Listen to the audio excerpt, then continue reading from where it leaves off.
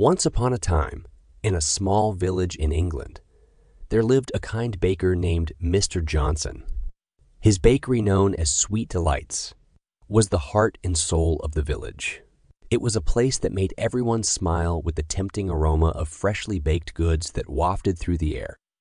His cakes were really delicious, and people came to his bakery from all over the village. One beautiful morning, as the sun began to rise and cast its golden rays across the town, Mr. Johnson was busy preparing a fresh batch of cakes in his bakery.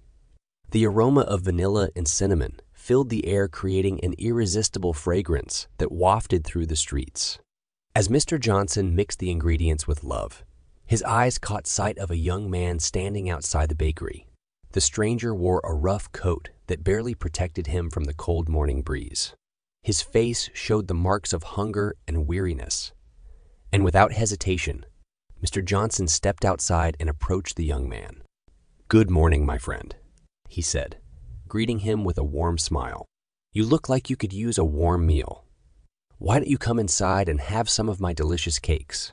The young man hesitated for a moment, taken aback by the baker's generosity. He nodded gratefully and followed Mr. Johnson inside the bakery, where the display shelves were filled with freshly baked treats. The smell of freshly baked cakes created an atmosphere of warmth and comfort. The baker led the young man to a cozy corner of the bakery. "Please, have a seat and enjoy," the baker said, and he presented him with a platter of pastries and cakes. The stranger's eyes sparkled with astonishment as he tasted the first bite. The flavors danced on his tongue, filling him with warmth and comfort he hadn't experienced in a long time. It had been a long time since he had tasted something so delicious. After finishing the last bite, the young man expressed his deep appreciation to Mr. Johnson. "Sir, I cannot thank you enough for your kindness. Your cakes have not only filled my belly, but also warmed my soul. May God bless you abundantly for your kindness." Mr. Johnson smiled warmly and said, "It was my pleasure to help my friend. Remember, kindness is a language understood by all. If we all do our part, the world will become a better place." Though he had no money to offer, his gratefulness was enough to convey his gratitude. With a grateful smile, he wished have a good day to the kind baker and walked away. The next day, a messenger arrived, holding a grand envelope with the royal seal.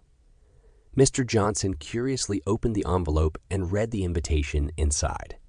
It was an invitation from the king himself, inviting Mr. Johnson to the royal palace.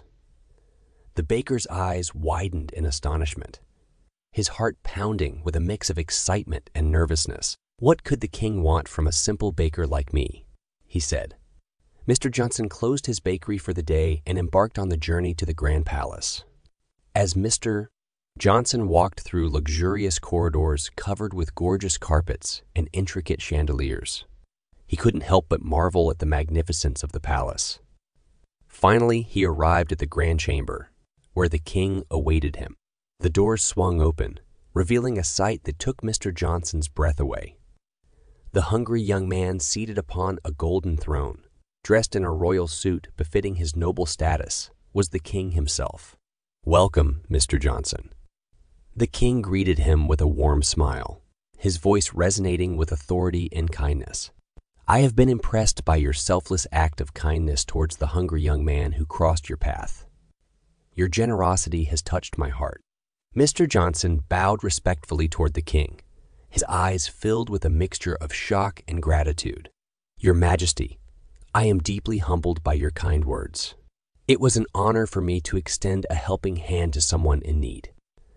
I believe that we all have a duty to show compassion and lend a helping hand whenever we can." The king nodded with a glimmer of admiration in his eyes.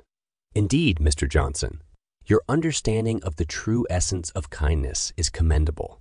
It is rare to find people who not only excel in their job, but also have a genuine and caring heart." At that moment, Mr. Johnson felt a connection with the king. He knew that he stood before a ruler who valued the welfare of his people. The king moved one step closer to Mr. Johnson. "I have called you here today to express my gratitude for your benevolence," the king continued. Your small act of kindness has had a profound impact, not only on the young man whose hunger you satisfied, but also on the entire kingdom." Mr. Johnson's heart was filled with pride. He replied, his voice filled with gratitude, "Your Majesty, I am deeply honored by your words. I am a simple baker, driven by a desire to bring joy and sweetness into the lives of others."